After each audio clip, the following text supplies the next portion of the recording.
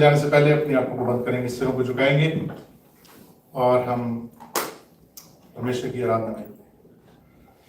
हमारे स्वर्गीय पिता, आपके सामने आते हैं खुदाबंद, जब आपके कलाम से हम सीखने जा रहे हैं, जब आपके इस वचन से, जिंदा कलाम से हम सीखते हैं खुदाबंद, आपकी रूह हमारी, पाक रूह हमारी अगुवाई करे खुदाबंद।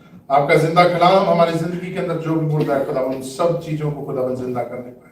आपने कहा ये सामर्थ्य वचन है, मैं तुम्हें देता हूँ और जाओ और दुनिया के कोने कोने में इसको बांटो खुदाबंद। इसलिए आज खुदाबंद जब हम इसमें सीखते हैं तो हम इसको आगे बांटने वाले हो। आपने कहा कि दृष्टांत में बताया कि वो नौकर श्रापित है जो उसका मालिक उसको देता है और वो उसको आगे बांटता नहीं है, उसको मल्टीप्लाई नहीं करता। खुदाबंद आज हम भी इसको मल्टीप्लाई करने वाले हो, हम भी इसको आगे बांटने वाले हो, हमें इस्तेमाल करें, हमें समझ दें, अकल दें। बाकी का सारा समा आपके नेक और पाक और जलाली हाथों में देते हैं, आपके बेटे यीशु मसीह का नाम लेके मांगते हैं, amen, hallelujah, praise God, praise God. So आज जो मेरा टॉपिक है, नहीं चाहिए, टॉपिक इज अबाउट,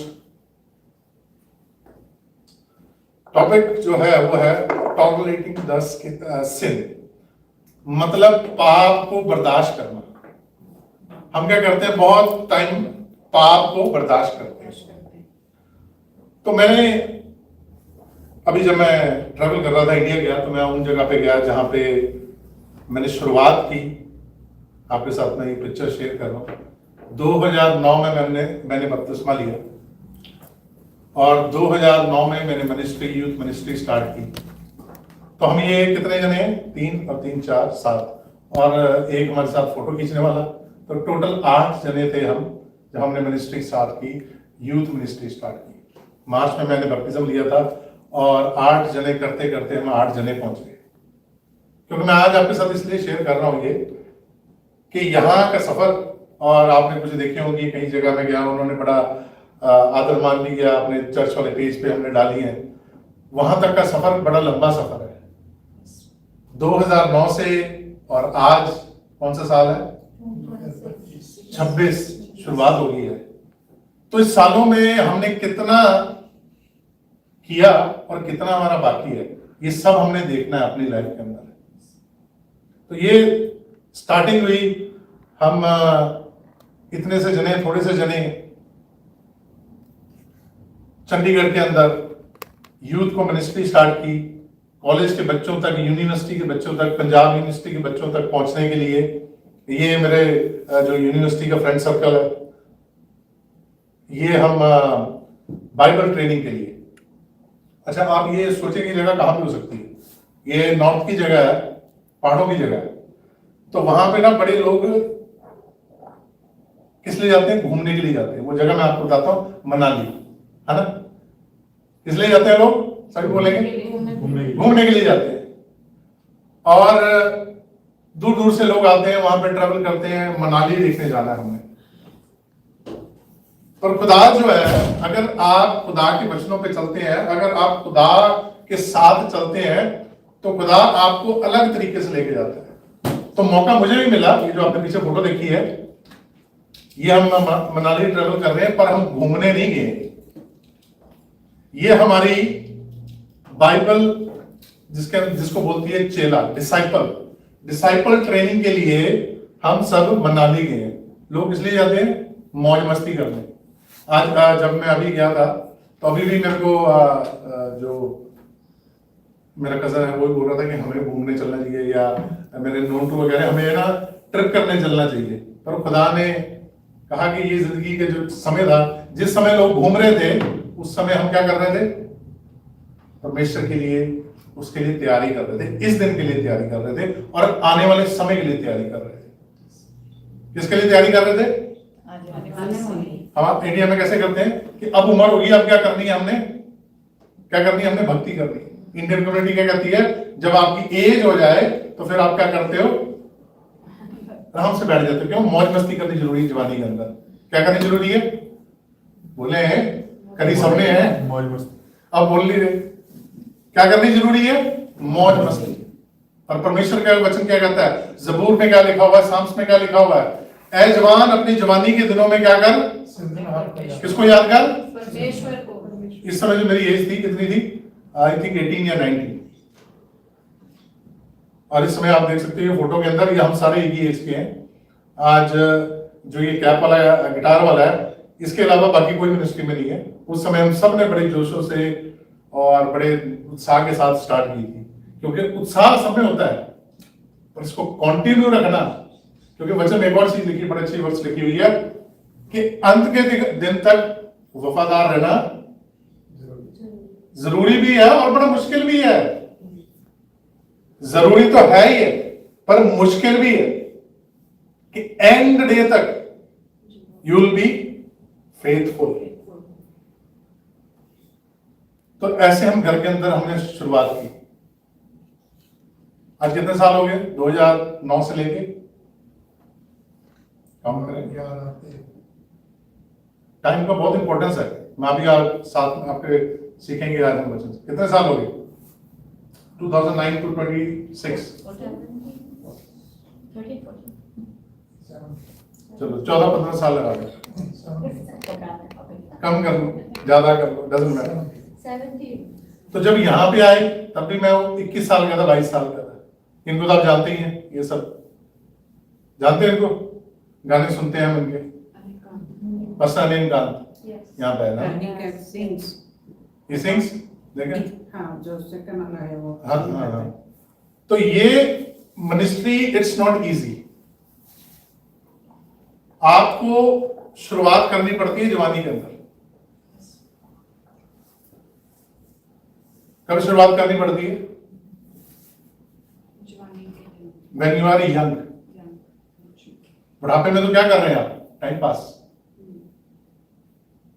अगर आपने, यीशु मसीह ने कब स्टार्टिंग की, जब समय था, उसके अंदर पूरा जोश था, जोर था, तभी यीशु मसीह ने शुरुआत की।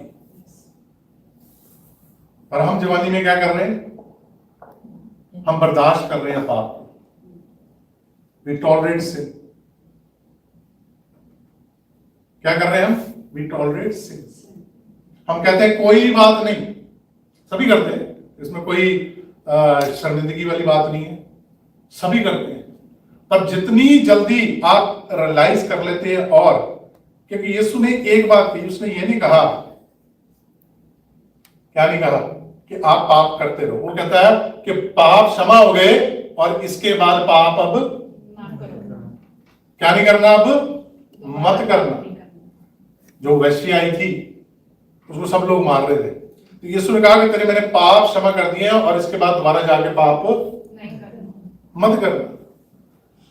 पर आज हमारा जो सिस्टम है वो क्या बन गया कि हम टॉलरेट करते हैं, कोई बात नहीं, एक बार ही हो गया, आज हो गया, कोई बात नहीं, परसों हो जाए, कोई बात नहीं, तरसों हो जाए। क्योंकि इसमें एक बड़ी प्रॉब्लम है, क्योंकि एक जनरेशन जो पाप को टॉलरेट करती है, जो पाप को कहती है कि कोई बात नहीं, अपने आप ठीक हो जाएगा, उसका बड़ा अच्छा एग्जांपल है, हमने पिछले हफ्ते सीखा था थोड़ा सा,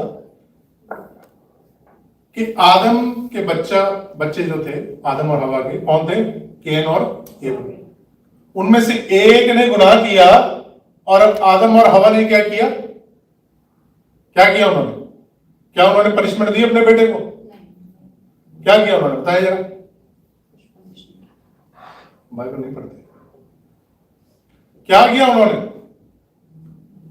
ऐसे ही सवाल पूछा जाएगा, आपने क्या किया, तो फिर वहां पे जाके जवाब नहीं मिलेगा।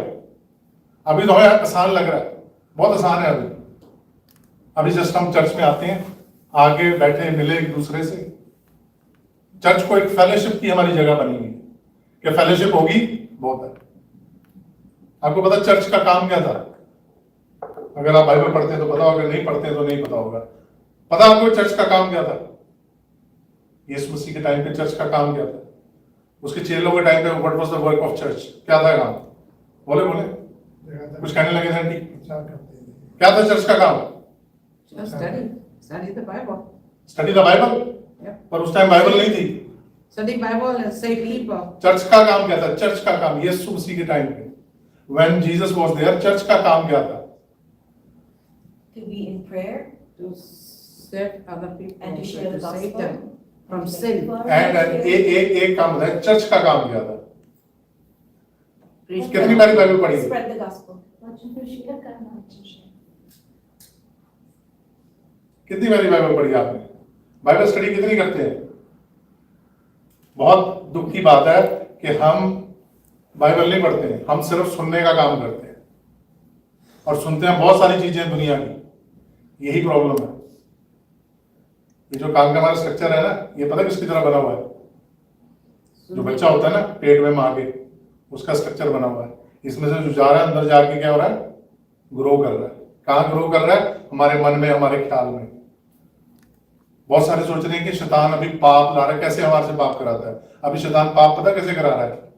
हमारी आंखों को अंधा करके, हमें पता ही नहीं लग रहा सच क्या है झूठ क्या है। चर्च का काम क्या है? बहुत सारी कलीसिया इकट्ठी हो रही नहीं, चर्च का तो काम था ही नहीं।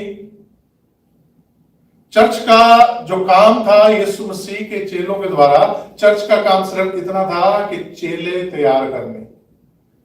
क्या काम था? Disciple, train disciples. सभी बोलेंगे क्या काम था चर्च का? Train disciples. चेले तैयार करने। और आज चर्च का काम क्या है? अच्छा सा क्या होना चाहिए? स्टेज होनी चाहिए हमारी, अच्छी सी हमारी बड़ी वो जगह और कलीसिया होनी चाहिए। पर यीशु का चर्च तो ऐसा नहीं था। इसका मतलब वहां पे क्या प्रॉब्लम होगी? एक पाप को टॉलरेट करना स्टार्ट कर दिया। पाप कहां से आ रहा था? कल्चर से आ रहा था। जब लोग कल्चर से आए, डिफरेंट डिफरेंट कल्चर के लोग उसमें घुसे, उन्होंने क्या कर दिया? अपने थॉट, नहीं ऐसा तो ऐसा कर लेते हैं। आज रोमन कैथोलिक अगर हम चर्च देखते हैं तो कैसा है? कैसा देखते हो आप? रोमन कैथोलिक तो सबने देखा है, मूवीज में भी देखा है, जिसको बोलते हैं आप मोमबत्तियां जला रहे हैं। वो कहां से आया? कल्चर से आया, लोगों से आया, मसीह का नहीं, कल्चर। ऐसे ही आदम और हवा, जब उनके बेटे ने गुनाह किया तो उन्होंने क्या किया कि किसने हमें माफ कर दिया था? किसने माफ कर दिया था? सभी बोले किसने माफ कर दिया था? खुदा ने माफ कर दिया। तो हमने भी क्या करना है इसको बिना पनिशमेंट के? क्या खुदा ने माफ किया कि इनको? पर माँ बाप ने क्यों कर दिया? और गलती वहीं से, गुनाह वहां से स्टार्ट हो गया। एक जनरेशन ने पाप को इग्नोर किया, एक जनरेशन ने गुनाह को इग्नोर किया, और सेकंड जनरेशन जो केन की जनरेशन थी उसने क्या किया? कहा कि ये तो मजे की बात है कि गुनाह करी जाओ और माफी। सभी बोलेंगे गुनाह करी जाओ और माफी मिलती जाएगी। गुनाह करी जाओ और माफी मिलती जाएगी। ये सेकंड जनरेशन ऐसे जीने लगी। मैं यहां पे बहुत सारों को जानता हूं, मेरे नॉन टू पुराने, उनको जब हम बोलते थे कि बच्चों को आप थोड़ा सा सिखाओ बच्चों को, बोलते थे कि बच्चे जब बड़े होंगे अपने आप क्या कर जाएंगे? सीख जाएंगे। तो जब वो बड़े बच्चे हो गए हैं, अब वो क्या करते हैं? चर्च के बाहर खड़े होते हैं। कहां खड़े होते हैं? चर्च के बाहर खड़े होते हैं, ग्रुप बना के खड़े। अंदर होना कहां चाहिए उनको? अंदर। और खड़े कहां पे वो? क्योंकि वो अपने आप सीख गए ना। उन्होंने क्या सीखना था? जो दुनिया में है, जो वचन में है वो नहीं सिखाया गया, जो कलाम में वो नहीं सिखाया गया। तो सेकंड जनरेशन जब आई केन की, उसने क्या किया? वो कैसे चलने लगी? वो इस तरीके से चलने लगी कि गुनाह जो है करी जाएंगे, माफी मिलती जाएगी, गुनाह करी जाएंगे, माफी मिलती जाएगी।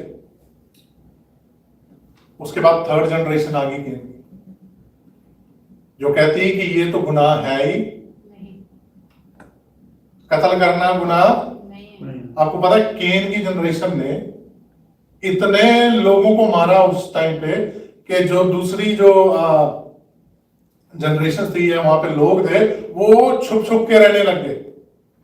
इस धरती के ऊपर राज जो था उस जगह के ऊपर केन की जनरेशन का था।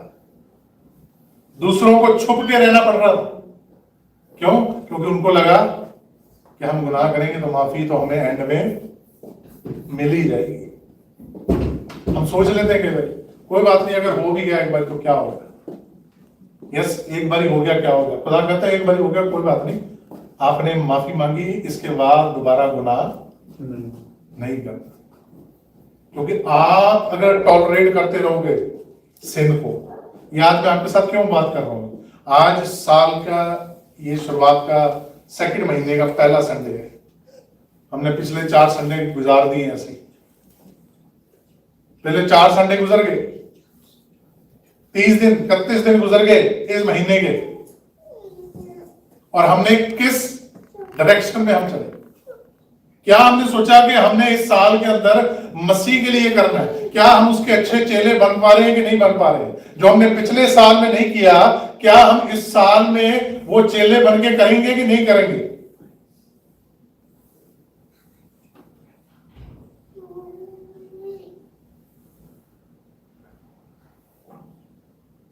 अंत के दिनों के बारे में कहां लिखा हुआ है बाइबल के अंदर? जल्दी जल्दी से बताएंगे। सब पढ़ते हैं बाइबल। मैं जिसको पूछता हूँ, कई बार मैं अपना ये ब्रदर मैनुअल खड़े हैं, इनसे मैं पूछता हूँ बाइबल पढ़ते, कहता मैं पूछो मत। तो कहां पे लिखा हुआ है? 2 Timotheus chapter 3 तिमोथियस में लिखा है। हाँ जी, और कहां लिखा हुआ है? अंत के दिनों में रेवलेशन में लिखा है। और कहां लिखा हुआ है? जकरिया में लिखा है, और कहां लिखा हुआ?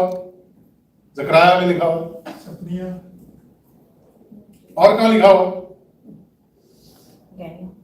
डैनियल में लिखा है। और मैथ्यू, सभी बोले एक जने एक ही जना पढ़ रहा है यहाँ पे बाइबल सिर्फ। जॉन पास्टर के अलावा कोई बाइबल ही नहीं पढ़ रहा है।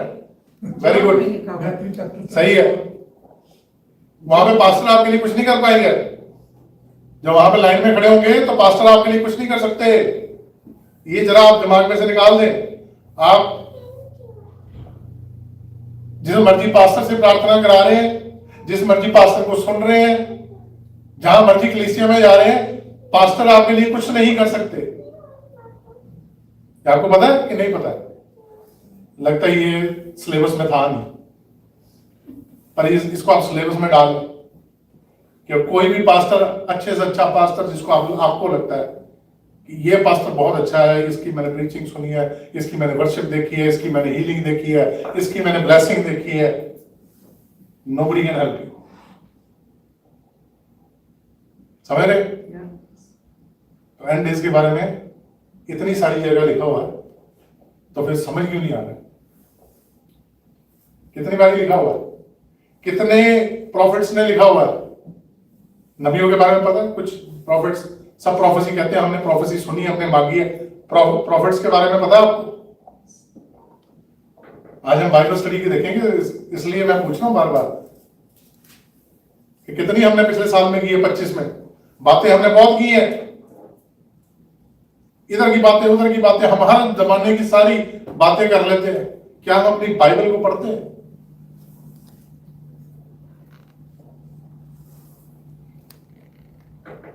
बाइबल को पढ़ते हैं? हम सब कहते हैं कि old testament is not for us, कहते थे, बहुत सारों को मैंने सुना हुआ। कहते जब यीशु मसीह आ गया है तो अब हम सब कुछ जो है मसीह के द्वारा है, right? He will plead for us. वो हमारे लिए क्या करेगा? किससे बात करेगा? खुदा से बात करेगा। वो हमारे लिए परमेश्वर से बात करेगा। हमारे लिए उसने हमारे गुनाहों के लिए वो क्रूस पे कुर्बान हुआ, है ना? और एक चीज पता नहीं आपने नोट की कि नहीं, पर मैं आपको बता देता हूं बाइबल के अंदर कि खुदा और यीशु एक ही है। पता आपको? God and son is one. आप पूछेंगे कैसे? ट्रिनिटी। कैसे? जब यीशु अपने आप को एड्रेस करता है तो कैसे एड्रेस करता है? I am. तो मूसा ने जब उस झाड़ी के अंदर से आवाज आ रही थी तो मूसा ने पूछा भी तू कौन है? आवाज को सुन के तो वहां से वापस जवाब क्या आया झाड़ी के अंदर से? That I am. That is I am. तो मत गलतफहमी में रहना कि यीशु हमारे लिए क्या कर देगा, कुछ रियायत ले आएगा, बिकॉज ही इज गोना जज, वो जज करने वाला है। अमोस की किताब, ये एक बड़ा नबी है, नबी जो किस टाइम के ऊपर, उस टाइम के ऊपर बात कर रहा है जब खुदा के लोग, इजरायली लोग कहां कर रहे थे, मौज मस्तियां कर रहे थे। क्या कर रहे थे, अपनी लाइफ एंजॉय कर रहे थे, कमा रहे थे, खा रहे थे, घर बना रहे थे, बड़ा अच्छा चल रहा था। तो ये नॉर्दर्न बैतलम के ऊपर का जो एरिया है, उस एरिया के अंदर ये नबी रहता था। अच्छा, ये नबी बनने से पहले क्या था, पहले ये एक चरवाहा, चैप्टर 8 उसके अंदर ये बड़ी अच्छी बात कहता है, वर्स 6 क्या कहता है, that we may buy the poor for silver and the needy for a pair of sandals, even sell the bad wheat.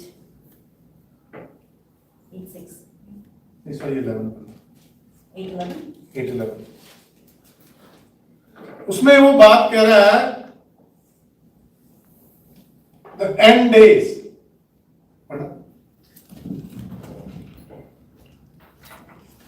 Behold, the days are coming, अब वो says कह the रहा है Lord कि God. behold, हिंदी में कैसे लिखा हुआ है, 11 कह रहा है कि होश में आ जाओ।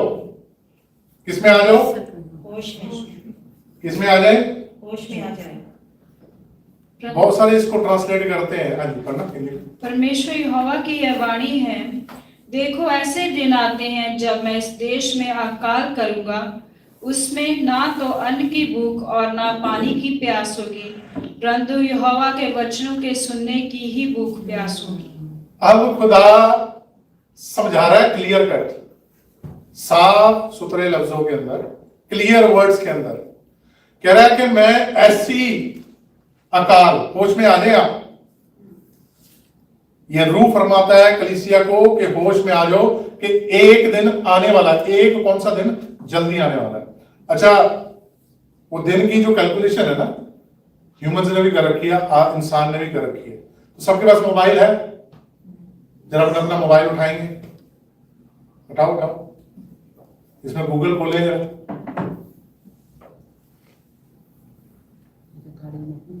ओके, गूगल के ऊपर इसके ऊपर टाइप करें डोम्सडे क्लॉक।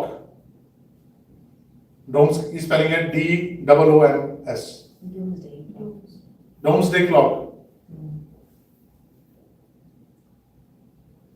निकल के आई, दिख रही है, उस पर क्या लिखा हुआ है, कौन सा सेकंड चल रहा है, सबका अलग अलग होगा ना। तो अभी मैं बताता हूं, अभी 90th सेकंड चल रहा है, 90 टू मिडनाइट उसमें लिखा हुआ है। अच्छा, ये जो कैलकुलेशन है ये एस्टिमेटेड है बाय स्कॉलर्स हैं जो स्टडी करते हैं बाइबल की, और उन्होंने कि अंत के दिन बड़ा ही नजदीक है, बड़ा नजदीक है। तो वो कहता है कि तुम अंत के दिन में क्या देखोगे, किसका अकाल देखोगे। अब वचन आप सोच रहे होंगे कि बात हो रही है अंत के दिन की, वचन की, हम तो देख रहे हैं कि बहुत ज्यादा प्रचार हो रहा है। क्या हो रहा है, कहां से हो रहा है, सभी बोले, कहां से हो रहा है, सोशल मीडिया से हो रहा है। वचन से नहीं हो रहा, सोशल मीडिया के थ्रू हो रहा है। हो आपको जरूर, हमारे लग रहा है कि वचन का रहा है, पर हो कहां से रहा है, सोशल मीडिया के थ्रू। It's a different. अगर आपके पास सोशल मीडिया है तो आप कहीं कहीं बैठे वचन सुन रहे हैं। अगर आपके पास सोशल मीडिया नहीं है तो आपको कहां जाना पड़ेगा, चर्च में जाना पड़ेगा, किसी कलीसिया में जाना पड़ेगा, या किसी ग्रुप में जाना पड़ेगा। अब ये जो डोम्सडे क्लॉक है ये बड़ी जरूरी है आपको समझनी। कि वक्त बहुत निकट है। ये इन्होंने कैलकुलेट कैसे की है? इन्होंने कैलकुलेट किया है कि जो हमारे एनवायरमेंट में चेंजेस हो रहे हैं, मौसम में चेंजेस हो रहे हैं, दुनिया के अंदर एक वचन में लिखा हुआ है कि अंत के दिनों में एक दूसरे के खिलाफ क्या हो जाएंगे, एग्रेसिव हो जाएंगी कंट्रीज। और आप देख रहे हो कि वही कंट्री है जो आप अभी से मान लो 10-15 साल पहले, 20 साल पहले सेम काम कर रहे थे, कोई फर्क नहीं था, पर अचानक से क्या हो गया, अब एक दूसरे से हम गुस्सा हो गए, हमारा एग्रेशन बढ़ गया एक दूसरे की तरफ। हमारा पड़ोसी हो, हमारे थोड़े दूर हो, सबके साथ ये हाल है। सो दैट मीन्स कि वचन पूरा होने जा रहा है जो वो कहता है कि अंत के दिन में किसका अकाल पड़ेगा? वचन का अकाल पड़ेगा। अब प्रॉब्लम क्या होगी? जितना सोशल मीडिया से आप सुन रहे हैं, क्योंकि सोशल मीडिया के साथ दूसरा भी प्रचार हो रहा है, क्योंकि जब आप खोलते हैं, ये तो नहीं है कि सिर्फ आपने खोला कि मैंने वचन सुना और बंद कर दिया, साथ में क्या चलता है, कुछ ना कुछ आपके सामने आ जाता है, कोई रील आ जाती है, कोई वीडियो आ जाता है, कुछ आ जाती है, कोई न्यूज आ जाती है ऐसी गलत। अभी जब मैं इंडिया गया तो मैं देख रहा हूं जहां पे भी चल जाओ, आप जहां पे चल जाओ रील बनाने पे लगे हुए हैं, रोड पे कोई काम नहीं है, चलते चलते लड़कियां लड़के क्या कर रहे हैं, रील्स बना रहे हैं। क्या है? सोर्स ऑफ इनकम है, वीडियो के साथ हमारी इनकम आएगी। तो मैं सोच रहा था कि ये जनरेशन जो है, जो वीडियोस बनाने में लगी हुई है, जो रील्स के ऊपर काम कर रही है, अगर इंटरनेट बंद हो जाए तो ये तो बेरोजगार हो जाएंगे, ये तो भूखे मर जाएंगे, क्योंकि इन्होंने कोई स्किल तो सीखा नहीं, रियल कोई स्किल आता नहीं, रील्स के अलावा, सोशल मीडिया के अलावा, तो क्या करेंगे?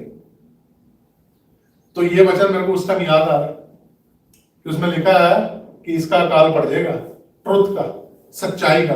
उनको सच्चाई दिख नहीं रही है, उनके सामने सच्चाई उनकी आंखों से क्या हो रखी है, बंद हो रखी है। उनको लग रहा है, वचन में लिखा हुआ है कि एआई का जमाना आएगा। अभी हमारे सबके मन में डर है। अभी हम जा रहे थे एक दिन, तो हमारे पास में वो जो ऑटोमेटेड कार है वो जा रही है, वो ड्राइव कर रही है, तो उसकी मैंने वीडियो बनाई। तो मैं सोच रहा हूं कि अगर ये सब चल रहा है तो जो हमारी आने वाली जनरेशन है वो काम क्या करेगी?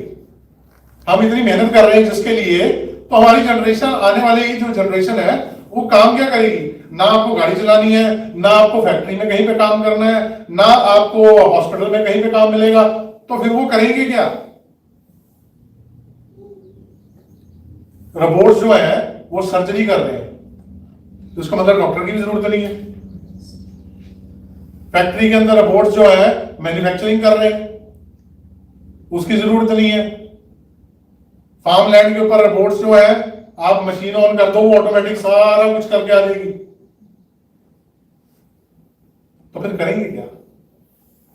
इसका मतलब वचन जो कह रहा है, जो ये प्रॉफिट कह रहा है, और ये जो प्रॉफिट, ये अकेला प्रॉफिट है जो डबल डबल काम करता था। मतलब ये प्रॉफिट भी था और इसने खेती बाड़ी भी करता था, भेड़ बकरियां चराता था, सारा काम करता था, और बड़ा ये सख्ताई के साथ बात करता था। क्योंकि अमोस का जो मतलब है, उसका मतलब है टू कैरी, उसके नाम का मतलब है टू कैरी, मतलब लेके जाना। वो खुदा के वचन को लोगों तक लेके जा रहा था, खुदा के मैसेज को लोगों तक लेके जा रहा था। तो अब हमने क्या करना है? पॉइंट यहां पे ये आता है, हम पाप को टॉलरेट करते रहेंगे, पाप को हम सहते रहेंगे कि कोई बात नहीं, आज कर लेते, कोई बात नहीं, क्योंकि वक्त तो बड़ा निकट है, very very near, time is very near, and times are very near. अभी मैं देख रहा था कि यूएस ने एडवाइजरी डाली हुई अपनी वेबसाइट के ऊपर कि आप इन कंट्रीज के ऊपर, इन कंट्रीज में ट्रैवल मत करना, लेवल 4 लेवल 3 की, कि यहां पे लड़ाई हो सकती है, यहां पे ये हो सकता है, यहां पे वो हो सकता है। तो वचन भी यही बता रहा है कि अंत के दिनों में क्या होगी, लड़ाइयां होगी, और आप कैसे सर्वाइव करेंगे? आप सर्वाइव नहीं कर पाएंगे अगर आप एक चीज का काम नहीं करते। क्योंकि यीशु मसीह ने भी अंत के दिन में सर्वाइव किया था, आपको पता है किस चीज का एंड डे था वो? It was the end of Roman empire. किसका एंड था? Roman empire. रोमन राज का एंड था। तो वहां पे पौलुस क्या लिखता है, करंथियों उसका 4 बाब, फर्स्ट करंथियों सॉरी उसका 11 बाब और उसकी 1 आयत। पौलुस हिंदी में पढ़ना जरा, फर्स्ट करंथियों चैप्टर 11 वर्स 1। पौलुस यहां पे बात कर रहा है। पौलुस एक चीज के बारे में जिक्र कर रहा है, तुम मेरे जैसे चाल चलो जैसा मैं मसीह के समान चाल चलता हूँ। यहां पे लिखा है चाल चलना। चाल चलना, इमिटेट करना। इमिटेट समझते हैं? नकल उतारना। कैसी नकल? जैसे बच्चे क्या करते हैं, माँ बाप की नकल करते हैं कि माँ बाप कैसे बोलते हैं, कैसे बात करते हैं। अगर माँ बाप एक दूसरे को गुस्से से बोलते हैं तो बच्चे भी एक दूसरे को फिर क्या करेंगे, गुस्से से बोलेंगे। छोटे बच्चे बहुत करते हैं, आपने देखा होगा बच्चे उनको कॉपी करते हैं। आपने वीडियोस भी देखे होंगे, बच्चे कॉपी करते हैं बड़ों को कि वो क्या कर रहे हैं, कैसे कर रहे हैं। तो पौलुस यहां पे क्या लिखता है कलीसिया को? कौन सी कलीसिया को? करंथियों की कलीसिया। बहुत अच्छे लोग हैं करंथियों की कलीसिया के। कैसे लोग हैं? बड़े अड़ियल, सख्त मन के, जितना मर्जी उनको सुना लो वचन, जितना मर्जी पौलुस कहता है तुम्हारे को बैठ बैठ के कानों के अंदर उनके बोल लो, वो क्या करते थे? बोल लीजिए, हमें तो फर्क ही नहीं। क्या नहीं है? कठोर मन के, सख्त, कोई असर नहीं होता था। पहाड़ के पौलुस क्या कहता है? उनको सिखाने के लिए बता रहा है, कह रहा है कि मुझे देख लो, मैं कौन सी पोजीशन पे था? सबसे हाईएस्ट पोजीशन पे था मैं, सबसे टॉप की पोजीशन पे था। और आज मैं क्या कर रहा हूं? कहां जेलों में बैठा हूं, कहां मैं एक कोठरी के अंदर रह रहा हूं, बीमारी में, लाचारी में, कई बार भूखे में सोना पड़ रहा है मुझे। क्या मुझे किसी चीज की कमी हो सकती है? नहीं हो सकती। पर कहता है मैं कौन सी जिंदगी जीने की कोशिश कर रहा हूं, मैं कौन सी जिंदगी जीने की कोशिश कर रहा हूं? कहता है कि मैं मसीह की जिंदगी की जीने की कोशिश कर रहा हूं। यीशु मसीह, एंड टाइम्स में यीशु मसीह भी जिया। आपको पता है कि वो रोमन्स उस टाइम के ऊपर बहुत जुल्म करते थे। रोमन जो थे उस टाइम पे बहुत उनको मारते थे, पीटते थे। उनकी वो अगर कोई छोटी सी गलती होती थी तो उनको उसका फाइन भी भरना पड़ता था और उस पनिशमेंट भी लेनी पड़ती थी, सब कुछ करना पड़ता था। तो रोमन्स के टाइम पे वो जी रहे हैं, वहां पे लाइफ को यीशु जी रहा है। और उस समय पे देखें आप, उसको सजा मिल रही है उस समय पे। सो इट मीन्स कि उसने वो लाइफ जो हम बोल रहे हैं कि हम जो जी रहे हैं वो नहीं, उस टाइम के ऊपर बहुत सारे बोलते हैं उस टाइम पे जमाना अलग था। जमाना कुछ नहीं अलग था, जमाना सेम था, सब कुछ सेम है। बस इतना फर्क पड़ा है कि आज आप ट्रैवल फास्ट कर रहे हैं और कुछ फर्क नहीं है। उस टाइम ट्रैवल स्लो था, आज ट्रैवल फास्ट है, उसके अलावा कोई फर्क नहीं है। आज भी आर्कियोलॉजिस्ट जब जाते हैं वहां की बिल्डिंग्स आज भी अच्छी हैं। जो पुराने उनके मिल रहे हैं ना मलबे, वो कह रहे हैं कि जो पुराने मिल रहे हैं वो इनसे बेहतर है जो आज बनी हुई है। टेक्नोलॉजी जो है, अब वो पिरामिड की टेक्नोलॉजी कोई मैच नहीं कर पा रहा। कह रहे पिरामिड जो बने हुए हैं इजिप्ट में, देखे ना, गूगल पे तो देखे होंगे आपने, उसकी टेक्नोलॉजी देखो आप, कितना बड़ा पिरामिड है। उसके पत्थरों को एक दूसरे के ऊपर रखना कोई छोटी मोटी बात नहीं है। आज कुछ चीज को ऊपर चलाना तो क्रेन लगती है। तो आप सोचें कि उस जमाने में उन्होंने क्या दिमाग लगाया। इसका मतलब टेक्नोलॉजी उस टाइम पे भी थी, मैजिक उस टाइम पे भी था। और सबसे जबरदस्त मैजिक आज क्या है? इल्यूजन है। उस टाइम में रियल मैजिक था, पता है ना? तो हम कैसे कह दें वो जमाना पीछा था, आज का जमाना बहुत आगे है। आज सिर्फ इतना फर्क है, बस आप ट्रैवल फास्ट कर रहे हैं, आपके पास गाड़ी है, प्लेन है। उस समय क्या होता था, शिप होता था, जहाज होता था समुद्र वाला। अगर किसी ने किधर को जाना है तो समुद्र के जहाज से, शिप से जाते थे, ट्रैवल करते थे। तो वो कह रहा है, पौलुस कह रहा है कि मुझे देखो, मैं अगर मसीह की तरह जी रहा हूं तो आप भी जी सकते हो, क्योंकि वो उस जगह से है, वो ऊपर से नीचे को आया है ना। जब कोई इंसान ऊपर से नीचे को जाता है तो उसके लिए मुश्किल होता है। नीचे से ऊपर आप चल जाते हो, जैसे हम कहते हैं ना, गरीबी में से निकल के हम जब वो पैसा आ जाता है तो वो अच्छा लगता है कि नहीं लगता।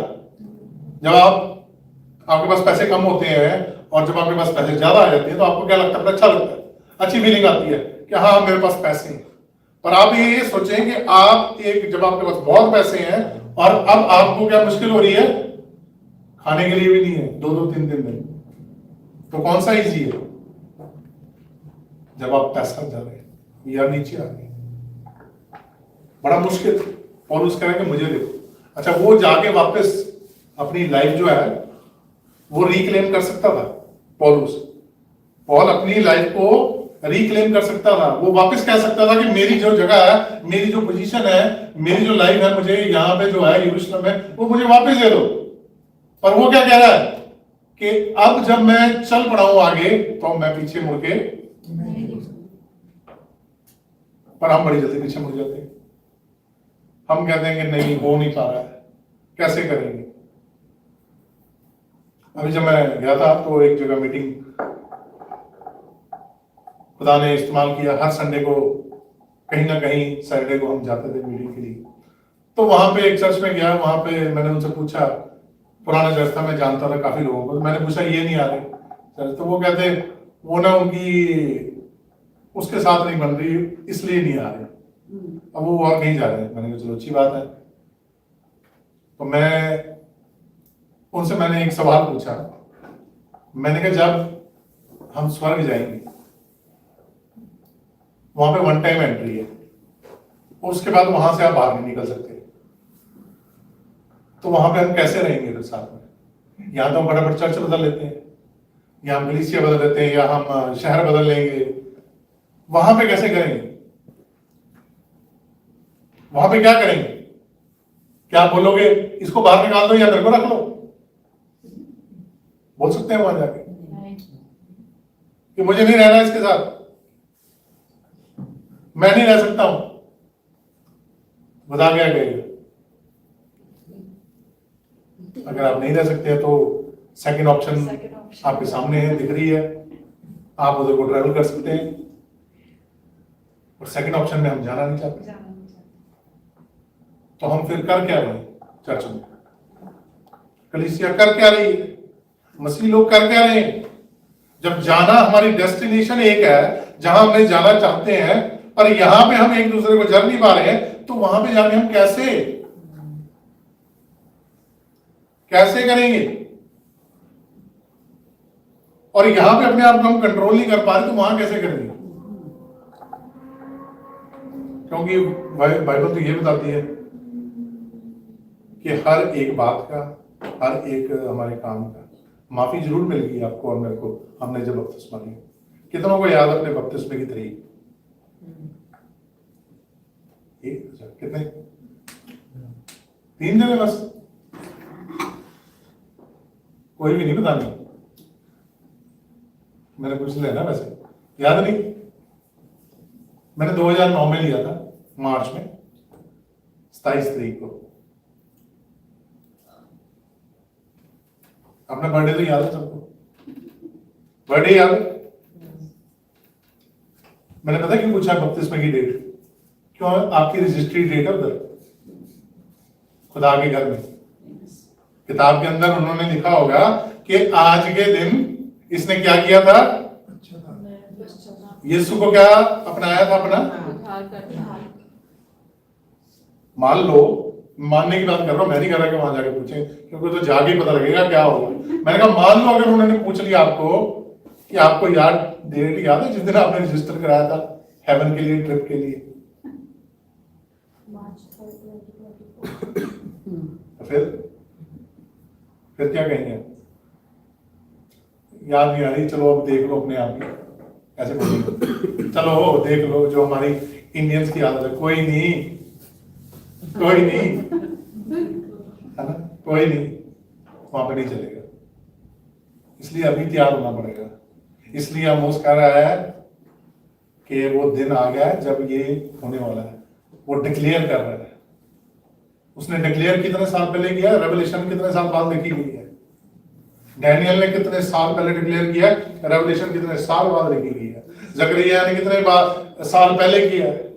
ये सब बार बार बोल रहे थे, और लोग क्या हो रहे हैं? मन हटीले क्या करके बैठे थे? मन सख्त हो रखे, कोई बात नहीं, फिर क्या होगा? सबके साथ ही हैं। किसके साथ हैं? अब सब जब जाएंगे तो फिर उनके साथ ही है। फिर वो वचन में जैसे जो था ना, क्या कहते हैं, धनी आदमी लाजरस को जब देख रहा है अब्राहम की गोद में, तो क्या बोल रहा है?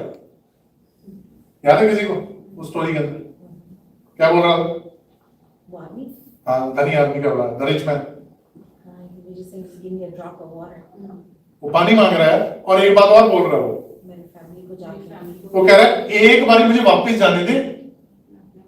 कह रहा है मैं जाके ना अपने भाइयों को क्या कर देता हूँ, बता देता हूँ कि जो हम लाइफ जी रहे हैं वो क्या है बोले, गलत है, वो बड़ी अच्छी है, वो गलत है। आगे से जवाब क्या मिलता है? कहता वहां पे बताने वाले बहुत है, तेरा जितना समय था यहाँ पे तूने वहां पे पूरा किया, अब उनके लिए बताने के लिए वहां पे बहुत है, अगर वो सुन लेंगे। अब सुनने के अंदर क्या आता है? चॉइस होती है कि आपने सुना और उस चीज को माना कि नहीं माना। बताने वाला तो बता के चला गया, जैसे वचन में लिखा कि बीज बोने वाला बीज बो के चला गया। अब आपने शैतान को चलाने देना है कि अपने ऊपर बोझ डाल लेना है दुनिया का, और वो ग्रो नहीं हो पाएगा, या फिर आपने अपने मन को सख्त कर लिया है उस पथरीली जमीन में, वो फिर नहीं उगेगा। ये आपकी चॉइस है। बीज बोने वाला बीज बो के चला गया। अब आप क्या कर रहे हैं वो आप जानते हैं। आपका पौधा ग्रो करेगा नहीं करेगा उसका फल, और अच्छा वो पास्टर सुभाष फिल्म का गाना है ना, मेरे दिल के बगीचे विचार यीशु प्यारे को, है ना, उसमें लिखा हुआ है कि आज मैं इन्हों अपने बगीचे का केड़ा फल दे। तो अब पौधा उगा होगा तो फल तभी दोगे कि मार्केट से लाके दे दोगे, कोई बात नहीं है। 5 कुंवारियों की तरह चलो अभी भागते हैं, अभी यीशु आया तो इसको फल लेने के लिए अभी ले आते हैं जाके, नहीं तो इससे पकड़ लेंगे उससे पकड़ लेंगे, कोई नहीं, कर ही लेंगे जुगाड़, कर ही लेंगे कुछ ना कुछ, कोई नहीं तुम्हारे पास है ही, बट नॉट टुडे। इस साल 26 में हमने क्या करना है? पहचानना है, समय को जानना है कि समय कौन सा चल रहा है और हमारी लाइफ हम क्या कर रहे हैं। This is the day. ये जो डोम्सडे क्लॉक है ये एस्टिमेटेड तो है, पर ये ऑलमोस्ट एक्यूरेट भी है, सही भी है, क्योंकि ये कैलकुलेशन सारी बाइबल के अकॉर्डिंग उन्होंने की है। तो जो ये मिडनाइट का 90th सेकंड है ना, तो मिडनाइट जब हो जाएगी मतलब 12 घंटे, आपको पता ना 12 के बाद चेंज होता है, राइट? 12 घंटों के बाद क्या हो जाता है? अगर रात है तो क्या हो जाएगा, और दिन है तो क्या हो जाएगी? 12 महीने के बाद क्या होता है? साल चेंज हो जाता है ना? 12 साल से बीमार थी वो औरत, चंगी होगी। 12 का बहुत मतलब है, बहुत सारे इसके प्रोग्राम स्टडी करने जाए तो बहुत है। 12 चेले थे, यीशु की मिनिस्ट्री जो है 12 चेलों से स्टार्ट हुई, और उन्होंने क्या कर दी? पूरी दुनिया की एक डायरेक्शन ही बदल दी। इसलिए हमने तैयार होना है कि वो समय निकट आ रहा है, मिडनाइट। इसलिए क्लॉक जो है ना, उन्होंने उसके ऊपर मार्क किया था मिडनाइट, इट्स गोना चेंज। और जब बदल गई, अच्छा आपको नहीं पता है कि बदलने के बाद क्या होगा, हम कौन सी जाएंगे? वो कौन डिसाइड करेगा? वो वचन डिसाइड करेगा कि आपने वचन को कितना अपने अंदर, अपनी लाइफ के अंदर है। जब यीशु क्रूस के ऊपर, यीशु की मौत हुई है 12 घंटे बाद, पकड़े जाने से लेके क्रूस के ऊपर जान देने तक पूरे टोटल 12 घंटे थे। 12 घंटे। तब तक लोगों को नहीं पता था, जब तक यीशु जिंदा नहीं हुआ तब तक लोगों को नहीं पता था कि क्या होने वाला है। तब तक क्या सबने सोचा नॉर्मल कि एक इंसान मरा है, बात खत्म होगी क्रूस के ऊपर। पर जब वो जिंदा हो गया फिर समझ आई। तो हमने तो वो चीज को देख ली है, हमने तो वो चीज विटनेस कर ली है ना। और फिर भी ना हम अगर उसके पीछे चले, एक छोटे से एग्जाम्पल के साथ खत्म करूंगा। किसी ने कभी पहाड़ियों पे गए? पहाड़ियां, mountains, Mountain. hills and mountains. Have you traveled? Santa Cruz. Yeah. Santa cruise, है ना? तो आपको हिल में जाने के लिए, माउंटेन पे जाने के लिए कहाँ जाना पड़ता है? कैसे जाना पड़ता है? कैसे जाना पड़ता है? तो वे कैसे होता है? रोड नहीं होते हिल्स के ऊपर, क्या होते हैं? ट्रेल्स होते हैं। Trails. Oh. हाँ, हिल्स के ऊपर होती है ट्रेल्स, मतलब कच्चा रास्ता। अब कच्चा रास्ता कैसे बनता है? आपके जाने से पहले वहां पे कोई और क्या था? गया था, उसने बनाया, उसने इनिशिएटिव लिया, उसने कोशिश की कि मैं इसके ऊपर तक पहुंचूं और दूसरों के लिए क्या करूं, और वो रास्ता तैयार किया और उसके बाद वो चला गया और फिर उसके बाद लोग वहां पे जाने लगे। तो यीशु मसीह ने हमारे लिए क्या किया? उसने बोला आई एम, आई एम कौन है? खुदा है। And the way and the truth. खुदा के अलावा कोई और, यहोवा के अलावा और कोई, यीशु के अलावा और कोई तो कहता आई एम द लाइट, मैं रोशनी The हूं, way and the truth. मैं रोशनी, सच्चाई भी मैं हूं, खुदा कह रहा है। तो अगर आपको रास्ता दिखा दिया गया तो चलना तो किसका काम है? हमारा काम है। अगर पहाड़ी के ऊपर पहुंचना है, हिल पे पहुंचना है, यहूदी कल्चर में कहते हैं कि when Jesus will come on same mountain जहां से वो ऊपर, तो वहां पे भी आज भी जाते हैं प्रार्थना करने के लिए, उस माउंटेन के ऊपर चढ़ के पैदल जाते हैं, कोई गाड़ी नहीं जाती। माउंट सनाई जो है वहां पे कोई गाड़ी नहीं जाती, वहां पे आपको पैदल ही चढ़ के जाना पड़ता है। और वो कह रहे हैं कि यीशु भी यहीं पे रिटर्न करेगा। तो अगर यीशु रिटर्न करने वाला है लेने के लिए, तो क्या आप उस माउंटेन तक पहुंच पाएंगे? ये आपने डिसाइड करना है, ये आपने देखना है। आपके लिए कोई पास्टर, कोई इवेंजलिस्ट, कोई प्रॉफिट, कोई कुछ नहीं कर सकता। इस गलतफहमी को अपनी जिंदगी में से निकाल दें। आपने ही ये सफर को क्या करना है। कैडी कैडी कैडी का पता है? कैडी क्या होता है? यू नो कैडी? नहीं, कैडी जो होता है उसको बोलते हैं जो कैरी करता है। आपने देखा होगा, गोल्फ में देखा है, या जिन्होंने देखा होगा वहां पे मंदिरों में जो जाते हैं ऊपर, तो वहां पे क्या करते हैं, वो पीछे डाल के लेके जाते हैं। पर इस मामले में देयर इज नो कैरी, कोई कैरी नहीं कर पाएगा। इस मामले में कोई आपको उठा के अपने पीठ के ऊपर नहीं लेके जा पाएगा, क्योंकि यहाँ का रास्ता सबका अपना अपना है। आइए अपनी आंखों को बंद करते हैं। आज होली कम्युनियन भी है, हम पाक मेज के लिए अपने आप को तैयार करेंगे कि परमेश्वर हमें इसके अंदर, जब हम शामिल होने जा रहे हैं, इस पाक मेज में शामिल होने जा रहे हैं, तो इसके लिए हमें तैयार करें कि जब हम इस रोटी में से तोड़ने जा रहे हैं, जैसे वचन में लिखा है कि यीशु ने अपने जाने से पहले, क्रूस पे जाने से पहले अपने चेलों के साथ उसने कहा कि मैं इस फसह को मनाऊं और मैं तुम्हारे साथ बैठ के एक साथ रोटी तोड़ना चाहता हूं। तो आज वो समय है कि जब हम एक दूसरे के साथ मिलके रोटी तोड़ने जा रहे हैं, तो क्यों ना अपने आप को तैयार करें। Hallelujah, hallelujah, hallelujah. शुक्र, धन्यवाद खुदावंद आज के वचन के लिए। खुदावंद आज जब खुदावंद हम तेरा बदन, तेरा लहू पीने जा रहे हैं, खुदावंद मैं दिल से खुदावंद ये बात चाहता हूँ कि तू बहुत जल्दी खुदावंद बादलों पे आने वाला है। जैसे ने कहा कि नेक्स्ट हमारी होली कम्युनियन यीशु तेरे साथ है। जब तू बादलों पे आए तेरे साथ उठा लिए जाए, उसने कहा यीशु कह के क्या है कि मैं तुम्हारे साथ फिर से आके ये होली कम्युनियन करूंगा। तभी हम तेरा शुक्र करते धन्यवाद करते हैं खुदावंद। आप जब इसको खाएंगे तो पिएंगे खुदावंद, जो भी ताकत मिले रहने और चलाने का खर्च कर नहीं पाए। हम परमेश्वर के वचन से सीखेंगे मैथ्यू चैप्टर 26 वर्स 36-38। मत्ती की जी उसका 26 अध्याय उसकी 26 से 28 तक।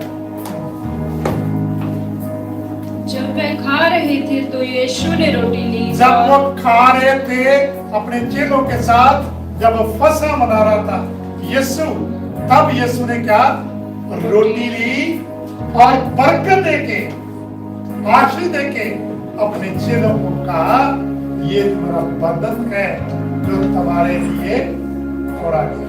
हाँ जी।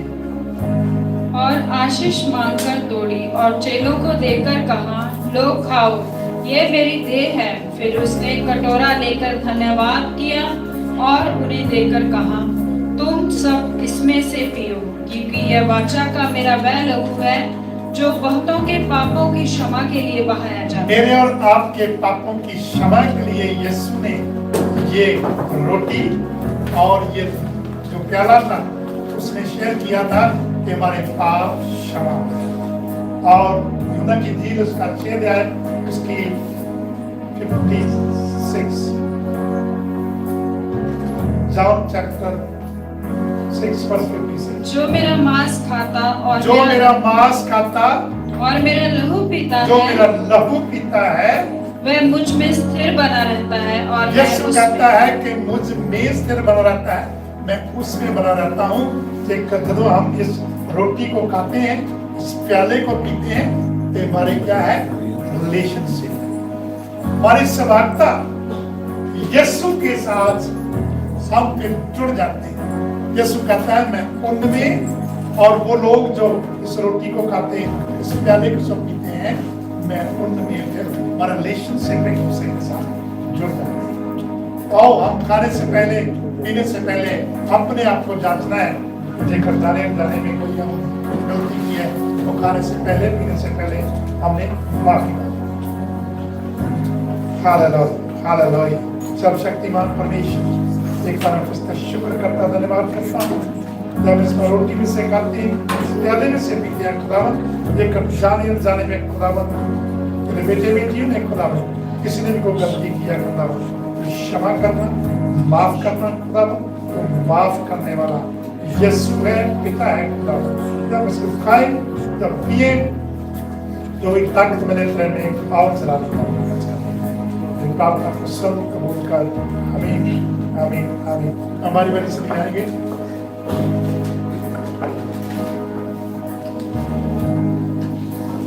खुदा ने शुक्र करते हुए कहा कि ये मेरा बदन है जो तुम्हारे लिए तोड़ा गया। उसने प्याला लिया और कहा कि मेरा लहू है जो तुम्हारे गुनाहों के कारण बहाया गया। उसने शुक्र करते हुए कहा कि ये मेरा बदन है, ये मेरा लहू है जो तुम्हारे गुनाहों के लिए बहाया गया। यीशु का धन्यवाद करते हुए कहा कि ये मेरा बदन है, ये मेरा लहू है जो तुम्हारे बहाया गया। यीशु ने शुक्र करते हुए कहा कि ये मेरा लहू, ये मेरा बदन है तोड़ा गया। यीशु ने धन्यवाद करते हुए कहा कि ये मेरा लहू है, मेरा बदन है जो तोड़ा गया। यीशु ने धन्यवाद करते हुए कहा कि मेरा बदन है, ये मेरा लहू है जो तोड़ा गया।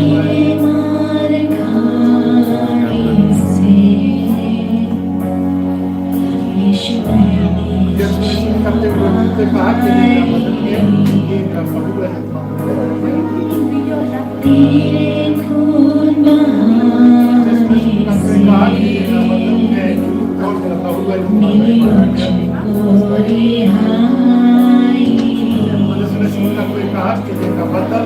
ये मेरा लहू है जो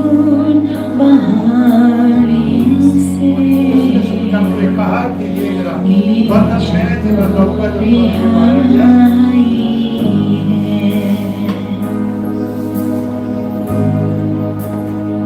यीशु का धन्यवाद करते हुए तुझे कहा कि तेरा मदद कर तुम्हारे पूरा किया आया गया अपने कहा कि तेरा मदद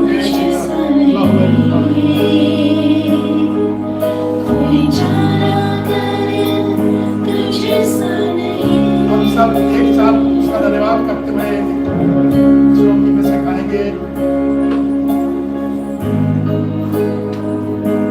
और उसका शुक्र करते इस प्यारे में से।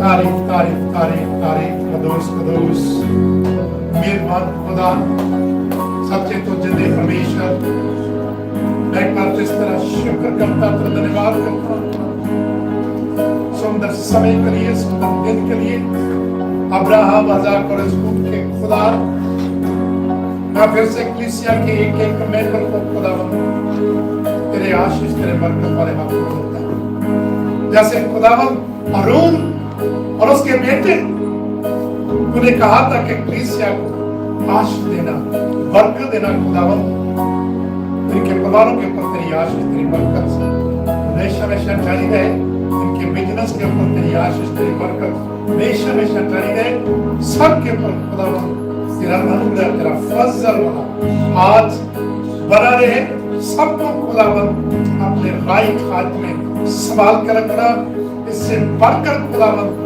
तू बहुत जल्दी आने वाला है खुदावंद मैं इस कलीसिया के एक एक सदस्य को खुदावंद फिर से तेरे लहू में कवर करता हूँ खुदावंद जिस दिन तुम बादलों पे आए ये सारे की सारी कलीसिया एक एक खुदावंद कलीसिया का मेंबर छोटे बच्चे से लेकर बड़े तक खुदावंद सब तेरे साथ बादलों पे मैं तेरा शुक्र करता हूँ तेरा धन्यवाद करता हूँ खुदावंद बड़ी तारीफ को समझा बोल किया आमीन हमारे बाप जो तो आसमान पे है तेरा नाम पाक माना जाए तेरी बादशाह आए तेरी मर्जी आसमान पे पूरी होती है जमीन में भी हो हमारे रोज जैसे हम दूसरों के कसूर माफ करते हुए तो हम माफ कर मैच कर रहा से बुराई से बचा ये बादशाह कुदरत इस्लाम हमेशा आमीन पिता का प्यार यीशु का प्रार्थना की स्वागत उनको लेके हमेशा तक हमारी फलसफा चर्च के छोटे बच्चे से लेके बड़े तक तमाम पास्टर तमाम विश्वासी जितने लोग यीशु तेरे नाम पे विश्वास करते हैं जब तक तो बादलों पे ना आए सबकी साथ होती हमें God bless all of you सबको जय